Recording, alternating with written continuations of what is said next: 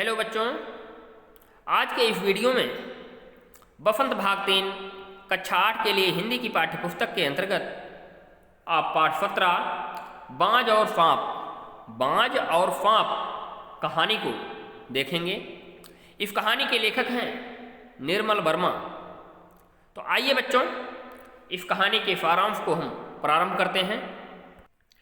इस पाठ में दो प्राणियों के जीवन एवं उनके जीने और सोचने के ढंग का वर्णन है। पहला प्राणी बाज, जो साहस का प्रतीक है, अपनी जान की परवाह किए बिना आसमान की ऊंचाइयां नापता है। वह स्वतंत्रता को अपनी जान से बढ़कर चाहता है।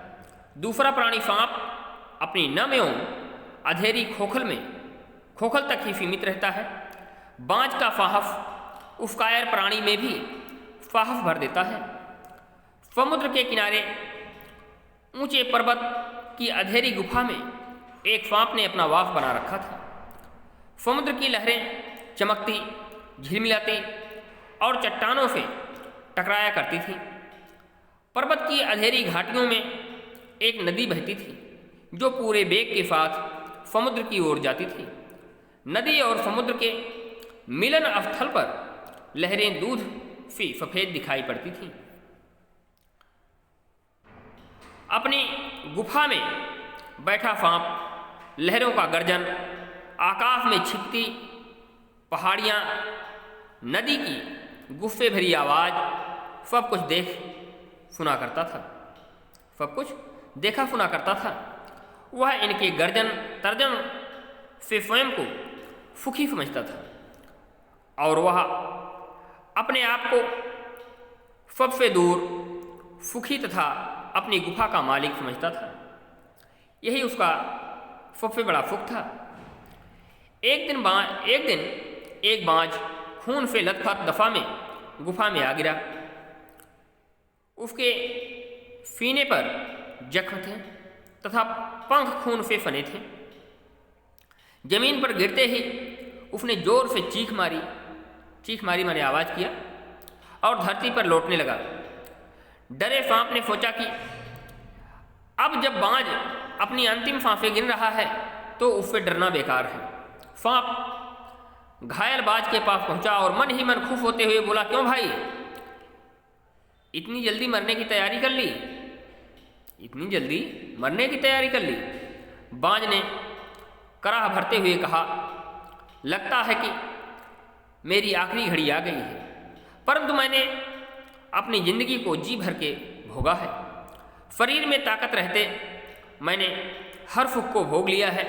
दूर दूर तक उड़ाने भरी है, आकाश की असीम ऊंचाइयों को नापा है, पर तुम्हारा दुर्भाग्य है कि तुम जिंदगी भर आकाश में उड़ने का आनंद कभी ना उठा पाओगे।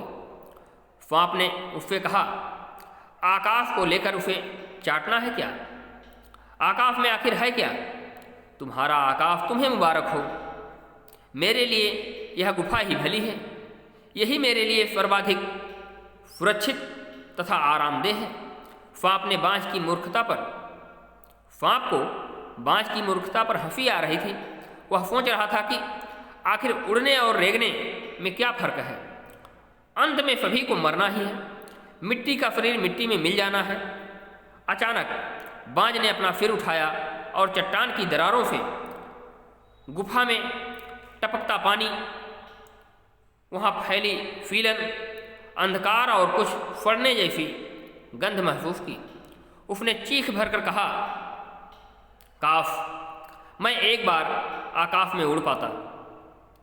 बाज की यह करुण चीख सुनकर सांप के मन में आकाश के प्रति इच्छा जाग उठी, क्योंकि बाज उसके लिए व्याकुल था।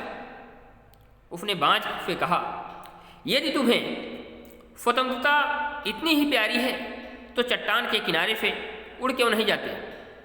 शायद तुम्हारे पैरों में इतनी ताकत बाकी हो शायद तुम्हारे पैरों में इतनी ताकत बाकी हो कि तुम उड़ सको।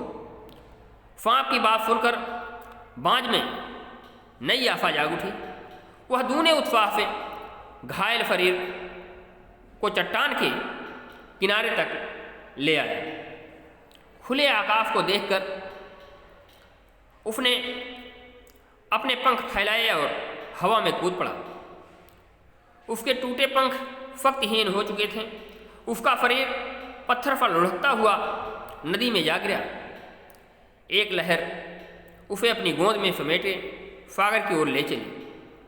बाज की मृत्यु ने सांप को चिंता में डाल दिया।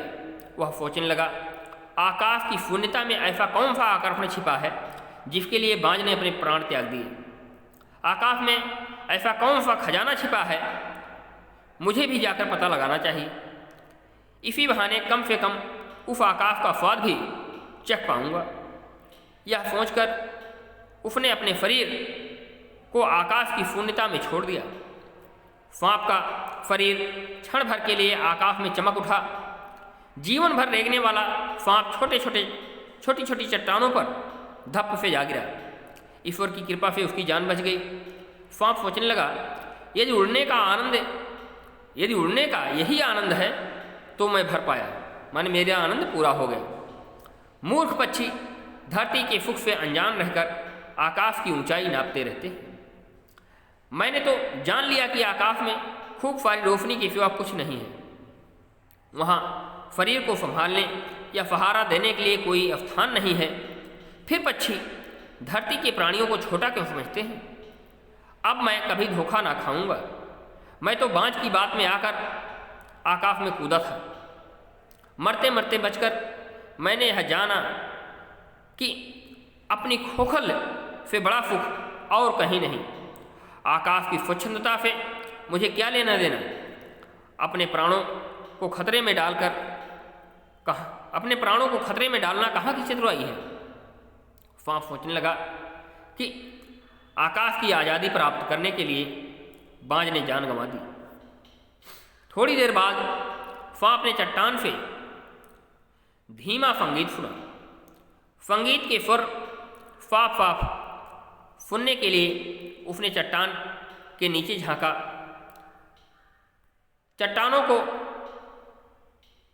भिगोती लहरें मधुर स्वर में गा रही थी। उनका गीत साहसी तथा मृत्यु से न डरने वालों के लिए है। ओ निडर बाज, शत्रुओं से लड़ते हुए तुमने अपना कीमती रक्त बहाया है। तुम्हारे रक्त की एक एक बूंद जिंदगी को प्रकाशित करेगी और साहसी बहादुर दिलों में स्वतंत्रता तथा प्रकाश के लिए प्रेम पैदा करेगी। साहस और वीरता के गीत जब भी गाए जाएंगे तुम्हारा नाम श्रद्धा और गर्व से लिया जाएगा। उसका गीत मौत से न डरने वालों के लिए है। तो बच्चों, बाज और सांप की कहानी का यह सारांश आपको कैसा लगा, यह आप कमेंट बॉक्स में लिखिएगा। पूरी कहानी सुनने के लिए, पूरा सारांश सुनने के लिए आपको धन्यवाद।